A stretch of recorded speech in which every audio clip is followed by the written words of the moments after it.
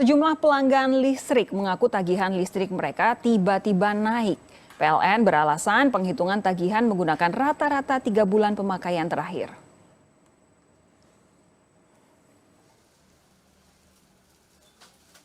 Di tengah pandemi corona, masyarakat ramai-ramai mengeluhkan tagihan listrik. Kenaikan dirasakan masyarakat yang akan melakukan pembayaran pada bulan April 2020 di tengah aktivitas di rumah. PLN Jakarta Raya mengaku menerima ribuan aduan perihal kenaikan tagihan listrik dari pelanggan. Eksekutif VP Corporate Communication PLN, Imade Suprateka mengatakan, naiknya tagihan listrik terjadi karena sejak Maret, PLN tidak lagi mengirimkan petugas ke rumah warga untuk melakukan pencatatan meteran. Sebagai gantinya, PLN menagih sesuai rata-rata pemakaian pelanggan dalam 3 bulan terakhir. Nah, kondisi yang ada waktu bulan Maret kemarin itu masih digunakan umumnya dua hal. Pertama adalah pencatatan rata-rata dan yang kedua pencatatan melalui petugas meter. Nah, di bulan April yang untuk pembayaran bulan Mei itu sudah mulai dilakukan pencatatan mandiri oleh pelanggan.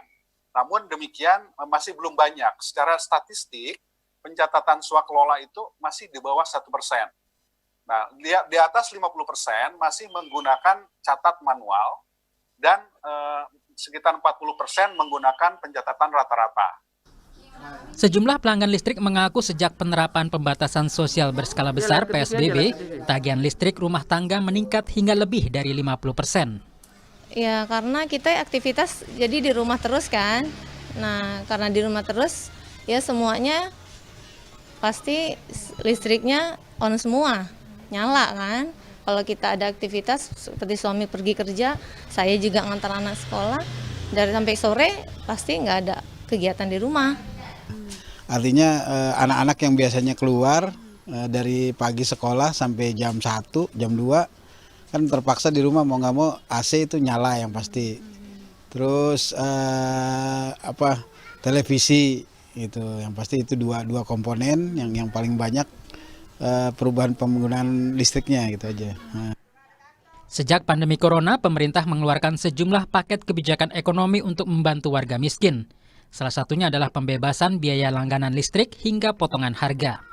Langgan listrik 450 VA yang jumlahnya sekitar 24 juta pelanggan akan digratiskan selama 3 bulan ke depan, yaitu untuk bulan April, Mei, dan bulan Juni 2020.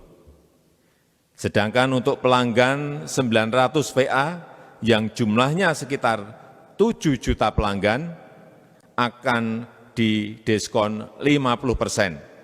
Artinya hanya membayar separuh saja untuk bulan April, Mei, dan bulan Juni 2020. PLN harus merespon dengan cepat keluhan soal tagihan listrik dari masyarakat. Di sisi lain, warga juga harus berhemat dalam menggunakan listrik. Tim Liputan, Kompas TV. Sistem pencatatan pemakaian listrik konsumen selama pandemi virus corona berubah menyesuaikan kewajiban kerja dari rumah internal PT PLN. Akibatnya, nilai tagihan listrik konsumen pun naik tidak wajar dan dikritik oleh masyarakat. Bagaimana solusi yang ditawarkan PT PLN agar beban ekonomi warga tidak semakin meningkat? Kita sudah tersambung dengan Eksekutif Vice President Corporate Communication dan CSR PT PLN Imade Suprateka. Selamat malam, Pak Made. Selamat malam Mas Sofi. Kabar baik ya? Kabar baik, sehat selalu. Kemudian kita juga tersambung dengan Laude Ida, anggota Ombudsman Republik Indonesia. Selamat malam Pak Laude. Selamat malam Mbak. Ini kayaknya Pak Laude juga sehat juga ya? Alhamdulillah baik sehat. Pak Made, saya ke Anda terlebih dahulu. Jadi sebenarnya tadi sempat di berita pengantar Anda sudah menjelaskan apa yang terjadi. Tapi apakah kemudian ini sebenarnya adil untuk menggunakan tagihan rata-rata selama 3 bulan terakhir untuk memastikan tagihan yang baru hanya karena PLN saat ini melakukan WFH? Iya, baik, terima kasih. Jadi sebenarnya itu menurut kami adalah satu-satunya jalan yang bisa kita tempuh di dalam penerapan sistem PSBB. Di dalam rangka kita juga melaksanakan dengan tertib protokol kesehatan COVID-19.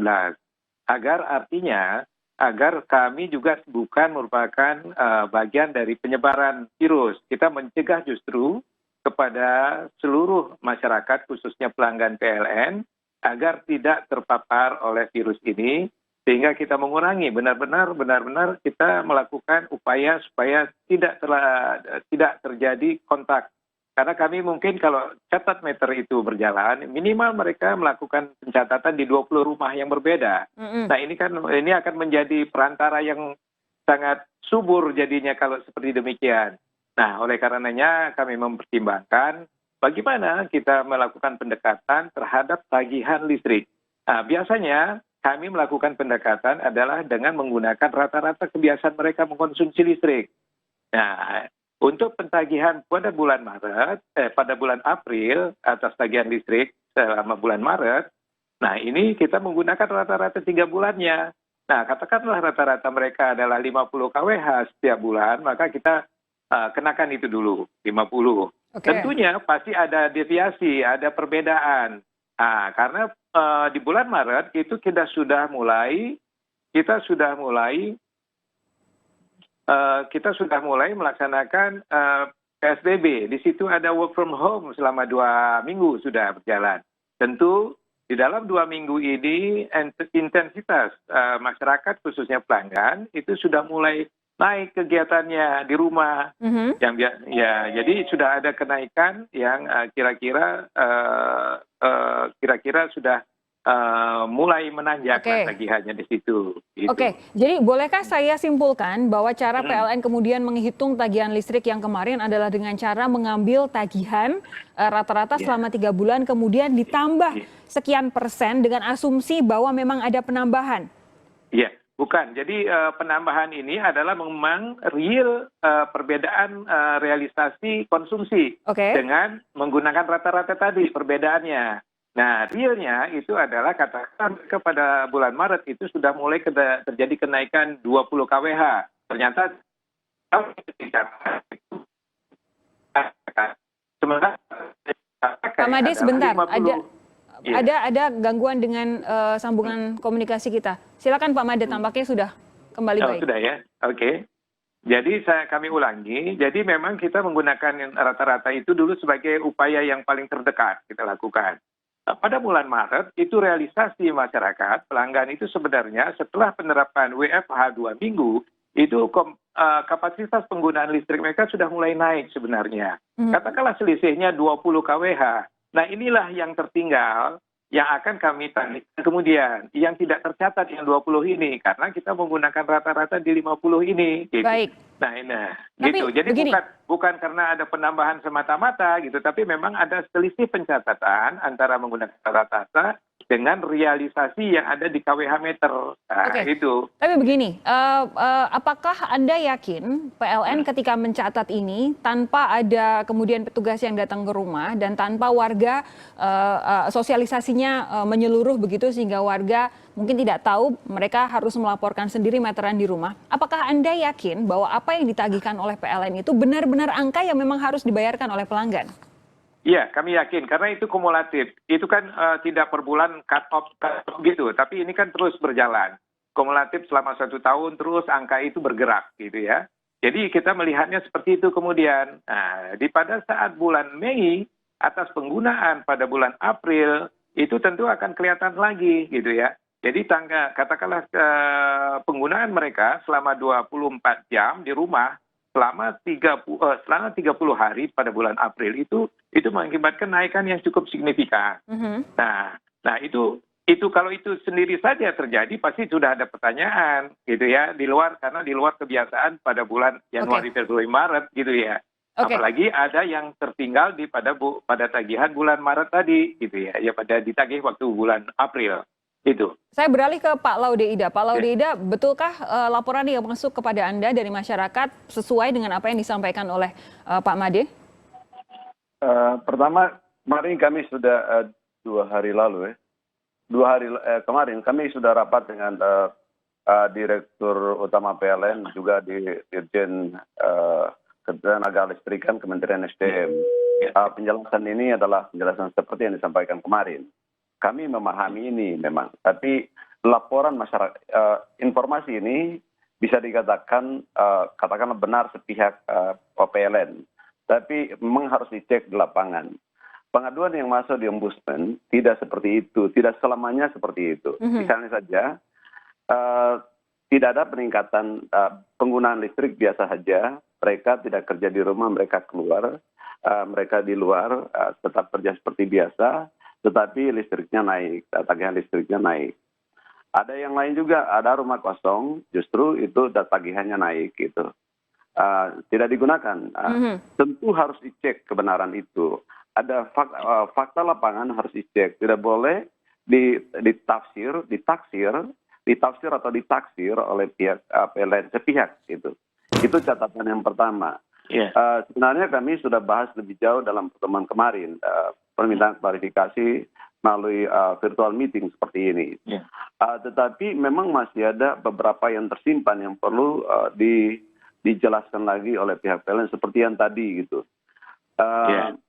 Tapi ada jawaban yang bijak dari PLN, kita juga harus akui kemarin bahwa jika ada kelebihan bayaran dari pihak pelanggan, maka asal ada laporan ke PLN akan dicek, kemudian akan dibayarkan, akan dikembalikan. Akan diganti begitu ya, jadi pengurangan tagihan berikutnya ya? Tetapi ini adalah pelajaran menurut saya. Pak Made saya kira bagus menjelaskan. Memang kita berada di dalam era corona, ya. Protokol kesehatan corona memang kita harus ikuti. Tetapi apakah selalu petugas PLN itu bersentuhan dengan orang ketika mengecek meteran di rumah-rumah pelanggan? Saya kira tidak juga. Sehingga alasan untuk menahan pekerja PLN untuk melakukan pengecekan meteran di rumah-rumah atau tempat-tempat pelanggan itu sendiri sebetulnya tidak terlalu beralasan secara signifikan. Itu ya, itu harus diakui juga. Nah, apa yang mau dikatakan sebetulnya bahwa pengecekan tagihan listrik itu bukan ilmu budaya, bukan ilmu sosial, tetapi ilmu eksakta. Ada matematikanya di sana, ada angka yang pasti di sana. Jadi tidak boleh menaksir, tidak boleh menafsir. Rata-rata itu adalah perhitungan akademis matematika biasa. Itu untuk menghitung rata-ratanya itu. Tapi itu fakta lapangan tidak seperti itu. Harusnya itu ada kepastian, ya. Jadi ini nggak bisa di rumus matematika sederhana kemudian diterapkan untuk menagih orang. Kemudian dia itu yang harus dicatat juga ya. Pak Made silakan. Baik, terima kasih Pak Lode. Jadi memang itu ada satu kondisi yang memang paling mudah bisa kita laksanakan pada waktu itu. Artinya begini, mungkin kejadian atas kelebihan tagihan bisa terjadi dan mayoritas jadi tadi atau juga kelebihan atau kekurangan tagihan itu juga terjadi seperti sekarang. Nah sekarang ini kekurangan tagihan itu diakibatkan karena kita menggunakan barometer rata-rata. Barometer rata-rata ini memang upaya yang kita gunakan bersinergi dengan policy di dalam melaksanakan social distancing. Bagaimana tadi disampaikan Pak Laude, mungkin saja terjadi katakanlah rumah kosong. Rumah kosong ini ternyata kena rata-rata katakanlah seperti demikian. Sehingga mereka yang biasanya dia hanya menggunakan 25 tertagih 50 katakanlah seperti demikian sebagai suatu contoh. Nah ini tentu tidak akan kehilangan. Masyarakat tidak akan rugi, artinya ini akan dicek, misalnya kalau ada pengaduan itu akan dicek, meskipun tidak ada pengaduan pun, itu akan dihitung gitu ya. Jadi karena itu sifatnya akumulatif, maka akan tercatat di bulan-bulan berikutnya. Tapi begini, Pak Made. Tapi begini, tadi saya mengutip laporan yang masuk ke Ombudsman, juga saya kemarin sempat mengecek begitu, mention di Twitter yang masuk ke pengaduan yang masuk ke akun Twitternya PLN adalah bahwa itu tadi ada beberapa orang yang rumahnya kosong, benar-benar kosong, akhirnya tagihannya melonjak. Atau ada perkantoran kecil yang bisa membuat semua pekerjaannya work from home sehingga kantor praktis tidak digunakan, tapi tagihannya tetap muncul hampir sama seperti tetap muncul lebih tinggi daripada yang biasanya mereka habiskan begitu. Ini penjelasannya apa, Pak Made? Ya, ini kan kondisi ini mau terjadi pada perkiraan tagihan rekening bulan April dan Mei. Nah, mungkin ini di sini saja ini kita bisa petakan. Ini persoalan ini hanya muncul di bulan April dan Mei. Kalau besok pada bulan Juni atas tagihan bulan Mei itu masa catat meter kami sudah kembali bekerja dengan normal. Oke. Artinya real akan terjadi bahwa realisasi dengan pencatatan itu deviasinya pasti nol. Bahwa Oleh karena kemudian itu, PLN berkomitmen untuk memastikan tagihan bulan selanjutnya itu mencerminkan apa Realitas. yang kelebihan atau kekurangan yang terjadi pada bulan ini itu jelas diapresiasi. Tapi kan ini kondisinya memang semua serba sulit, sedikit pun uang orang juga pasti akan segera protes begitu kalau ada yang bermasalah karena uang sedikit saja artinya sangat besar untuk masa-masa seperti ini. Nah, bagaimana cara kemudian PLN memastikan bahwa kerugian yang pelanggan ini tidak kemudian terulang di bulan-bulan ke depan? Tapi dijawab sesaat lagi Pak Made. Jangan kemana-mana saudara, tetap bersama kami. Sapa Indonesia Malam segera kembali.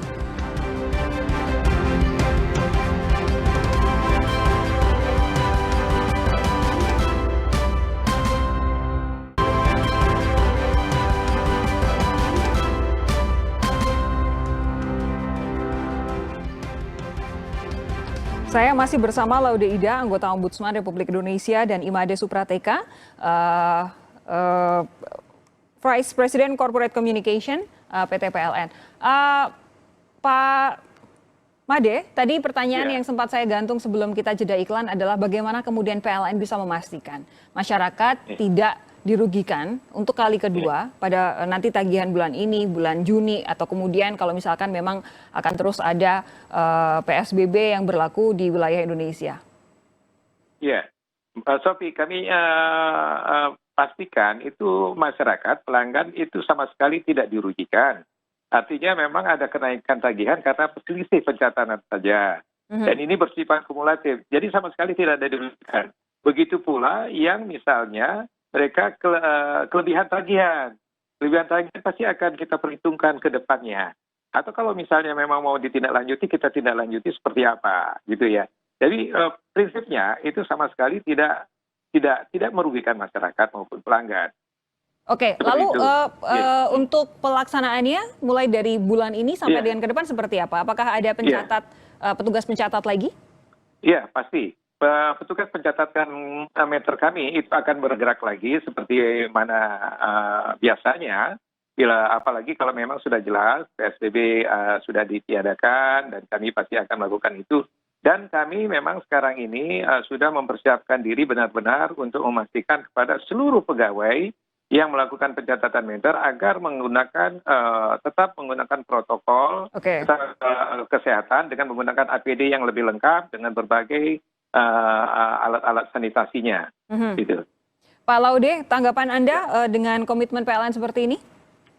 Ya, saya kira bagus saja. Tapi poin pertama yang saya harus katakan bahwa ini kebijakan tentang kelistrikan, kePLN-an itu sebetulnya di era corona ini merugikan kelompok masyarakat tertentu. Karena harusnya orang semua kerja dari rumah, sekolah pun di rumah, belajar di rumah, dan sebagainya di rumah, pasti daya yang digunakan meningkat. Itu rumusnya seperti itu. Karena meningkatnya tagihan hanya dua hal saja. Satu, kenaikan tarif. Kedua, penggunaan daya yang bertambah. Ini kita pakai yang kedua ini sekarang. Nah, penggunaan daya yang bertambah ini dipaksa oleh satu kebijakan pemerintah, di mana kelompok semua kita sekarang bekerja dari rumah. Otomatis kenaikan, itu yang pertama. Yang kemudian kedua, saya mau katakan tadi yang pertama ini adalah kebijakan yang harus ditinjau kembali oleh pemerintah untuk tidak merugikan banyak orang. Tidak melakukan subsidi silang. Sebagai informasi aja, beberapa kali kami diskusi di media, di radio, misalnya ada yang menelepon. Potensi gesekan sosial di tingkat bawah karena merasa satu kelompok, satu pihak itu mensubsidi silang ke kelompok tertentu, itu sudah ada di kelompok tertentu. Itu yang pertama soal kebijakan.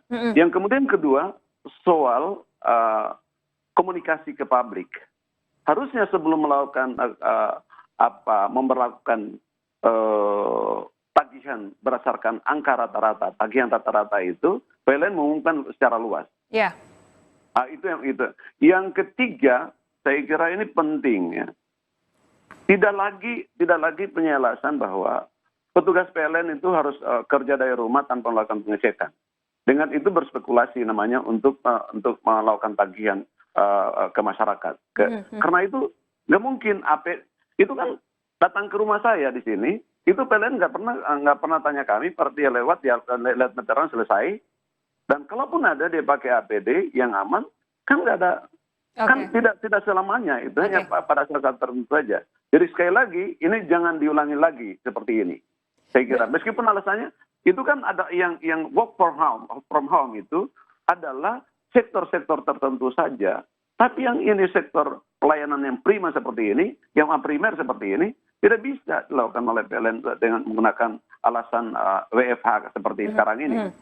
Baik, gitu. Terakhir Pak Made, jadi untuk mulai bulan depan masyarakat akan melihat tagihan yang lebih real gitu dan juga mempertimbangkan kelebihan atau kekurangan dari tagihan bulan kemarin ya? Iya. Ya, baik Pak Sofi, ke closingnya ya, artinya gini, kami itu ulangi lagi bahwa memang pertama basisnya adalah tidak terjadi kenaikan harga listrik, tarif listrik, sehingga penagihan itu berbasis pada penagihan harga listrik sebelumnya. Baik. Jadi dengan adanya stimulus oleh pemerintah kepada golongan-golongan rumah tangga tidak mampu, itu bukan berarti kemudian terjadi adanya subsidi. Jadi memang berdasarkan tarif listrik yang sudah lama, lalu pemerintah mengeluarkan kebijakan stimulus COVID-19 ini di 4 golongan pelanggan. Jadi sama sekali tidak ada yang namanya subsidi silang. Baik, jadi tidak ada kenaikan harga listrik, tidak ada subsidi silang untuk yang gratis atau diskon 50% ya? Tidak. Itu memang berdasarkan ruang fiskal pemerintah. Sekarang pemerintah ini hanya menjangkau di 4 golongan tarif saja, yaitu golongan R1, R1 450 VA, R1 900 VA, dan industri I1 450 VA dan B1 450 VA. Baik. Hanya itu saja. Jadi itu saja yang diberikan kelonggaran, artinya penggratisan selama 6 bulan dan ada penggratisan selama 3 bulan untuk golongan rumah tangga tidak mampu R1 450. Itu. Pak Imade Suprateka, Vice President Corporate Communication PT PLN, terima kasih sudah bergabung bersama kami. Pak Laudeida, anggota Ombudsman Republik Indonesia, terima kasih juga sudah meluangkan waktu untuk Sapa Indonesia Malam.